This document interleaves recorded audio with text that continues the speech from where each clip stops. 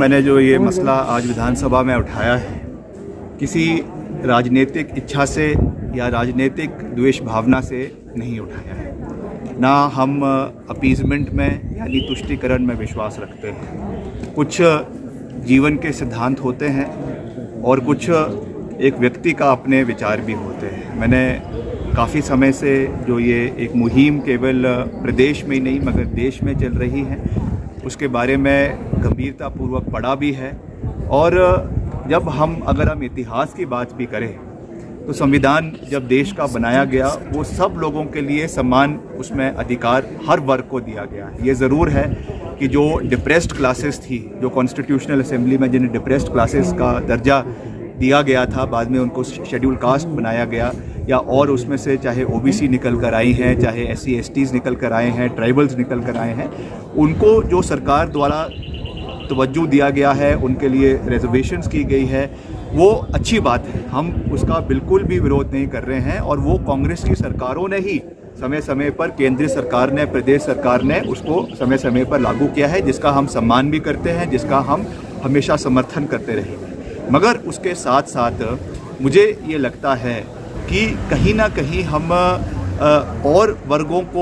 के लिए तो सरकार कर रही है, मगर जो मेजॉरिटी आज देश के अंदर है, प्रदेश के अंदर है, कहीं ना कहीं वो अपने को जो है वो अनरिप्रेजेंटेड जो है अपने को महसूस कर रहे हैं। उनकी आवाज़ सही रूप से नहीं उठ पा रही है। और बहुत से ऐसे लोग हैं जो इकोनॉमिकली साउंड नहीं है, चाहे वो शिक्षा की बात हो, चाहे वो एजुकेशन की बात हो, चाहे वो रोज़गार देने की बात हो, चाहे वो स्कॉलरशिप्स की बात हो, हर चीज़ में जो है वो ये चीज़ें उसमें जो है आड़े हाथ आ रही है। तो इसमें मेरा केवल इतना ही निवेदन है कि ग्रीवेंस रिड्रेसल के लिए जब सब लोगों के लिए इस तरीके के कमीशंस बनाए गए हैं, आयोग बनाए गए हैं, तो निश्चित तौर से एक आयोग जो है वो स्वर्ण जो हमारे जनरल कैटेगरी है उनके लिए भी बनाया जाना चाहिए, ताकि उनकी आवाज़ को भी सही माध्यम से, एक सही चैनल से सरकार के समक्ष रखा जाए। और जो भी और कार्य जो और लोगों के लिए किए जाते हैं वो जो है इन लोगों के लिए भी किए जाए। मगर मैं फिर से अपनी बात को दोहरा रहा हूँ, हम किसी के खिलाफ नहीं हैं, हम किसी के हक को ख़त्म करने की बात नहीं कर रहे हैं। जो संविधान द्वारा, जो समय समय पर सरकारों द्वारा हर वर्ग के, हर जाति के, हर क्षेत्र के,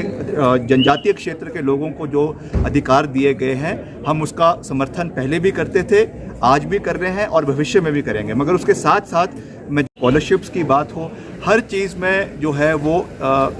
ये चीज़ें उसमें जो है आड़े हाथ आ रही है। तो इसमें मेरा केवल इतना ही निवेदन है कि ग्रीवेंस रिड्रेसल के लिए जब सब लोगों के लिए इस तरीके के कमीशंस बनाए गए हैं, आयोग बनाए गए हैं, तो निश्चित तौर से एक आयोग जो है वो स्वर्ण जो हमारे जनरल कैटेगरी है उनके लिए भी बनाया जाना चाहिए, ताकि उनकी आवाज़ को भी सही माध्यम से, एक सही चैनल से सरकार के समक्ष रखा जाए। और जो भी और कार्य जो और लोगों के लिए किए जाते हैं वो जो है इन लोगों के लिए भी किए जाए। मगर मैं फिर से अपनी बात को दोहरा रहा हूँ, हम किसी के खिलाफ नहीं हैं, हम किसी के हक को